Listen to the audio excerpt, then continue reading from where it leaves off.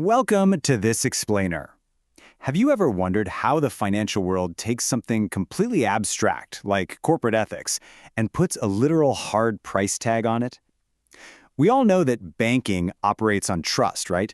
But how do you actually measure that? How do you know for sure if a financial institution is fundamentally ethical, or if it's just a massive house of cards waiting to trigger the next global crisis? Well, today, we are going to unpack the exact frameworks that experts use to answer those massive questions. Let's jump right in. We're going to look at the official Sustainability Accounting Standards Board, or SASB, guidelines for commercial banks. This isn't marketing speak or PR spin. It's a globally recognized framework that tells banks exactly what cold, hard data they absolutely must disclose to investors. We're going to look specifically at how they standardize the reporting of business ethics and systemic risk management. Here is our roadmap for today. We'll cover quantifying corporate ethics, the power of whistleblowers, measuring systemic risk, and finally, passing the stress test. We'll start micro, looking inside a single bank's culture, and zoom all the way out to global macro risks. Okay, Section 1. Quantifying corporate ethics.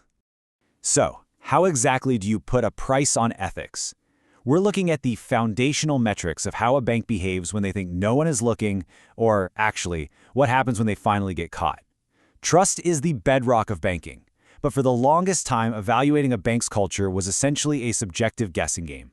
But investors need to know, without a doubt, if a bank's culture is a multi-billion-dollar liability. The SASB standards provide a mechanism to strip away all that subjectivity and look strictly at the financial consequences of unethical behavior.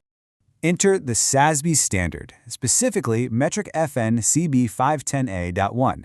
This is where it gets real. It demands that banks disclose the total monetary losses from legal proceedings tied to some really specific shady behaviors. We are talking about serious offenses here: fraud, insider trading, antitrust violations, anti-competitive behavior, market manipulation, and malpractice. Banks have to report the total amount of monetary losses incurred from any adjudicated proceeding, whether they were standing before a court, a regulator, or an arbitrator. And this right here is a really fascinating nuance. The metric includes the actual penalties, civil and criminal fines, and settlements, right?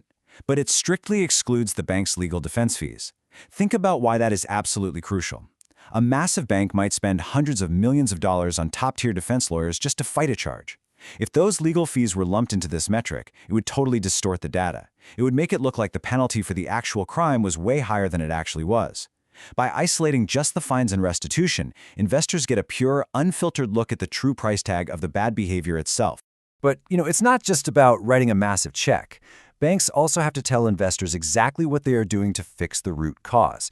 The standard requires them to describe the nature and context of the loss. Was it a guilty plea, a deferred prosecution agreement, and more importantly, what corrective actions did they actually implement? Investors want to know if the bank just paid a fine, treating it like a normal cost of doing business, or if they actually fired management, upgraded their tech, and rolled out new training to ensure it literally never happens again. Moving right along to Section 2, the power of whistleblowers. So before regulators ever catch wind of malpractice, someone on the inside usually knows about it first. What's absolutely wild here is the sheer level of detail required for these whistleblower policies. According to metric FNCB 510A.2, it is not enough for a bank to simply say, yeah, we have a policy. They must describe the actual mechanics of their program. Is their hotline managed internally, or is it handled by a neutral, independent third party to prevent retaliation? How are employees made aware of it? Are there active incentives for employees to speak up? This transparency shows us if a bank actually encourages a culture of honesty, or if they're just doing the bare minimum to check a regulatory box.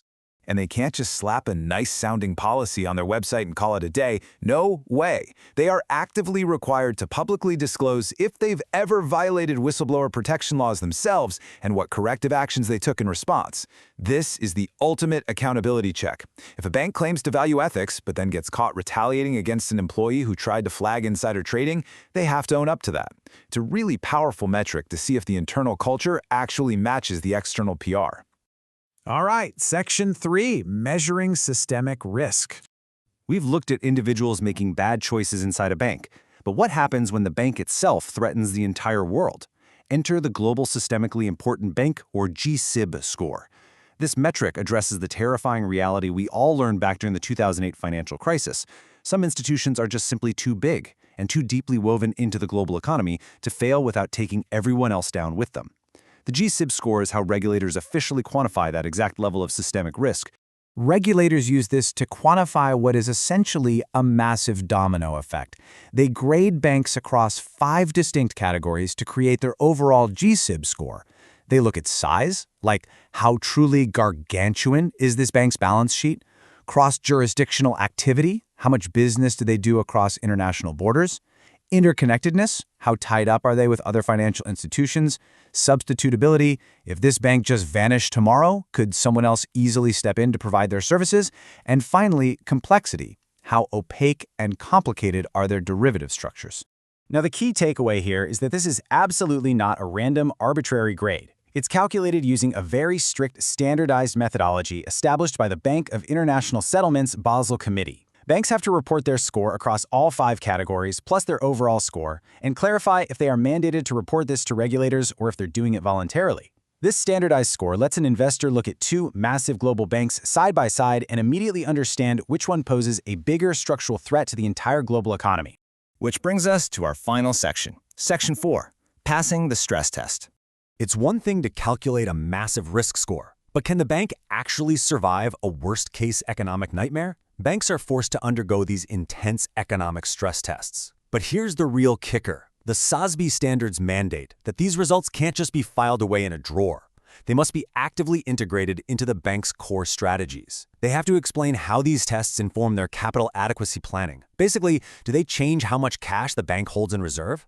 Do they shape the long-term corporate strategy? Fascinatingly, they even have to discuss how stress test results influence their overarching environmental, social, and governance, or ESG strategy. It forces these giant banks to treat risk not just as a compliance chore, but as a central pillar of how they run the whole shebang. To wrap up this explainer, I want to leave you with a question to chew on.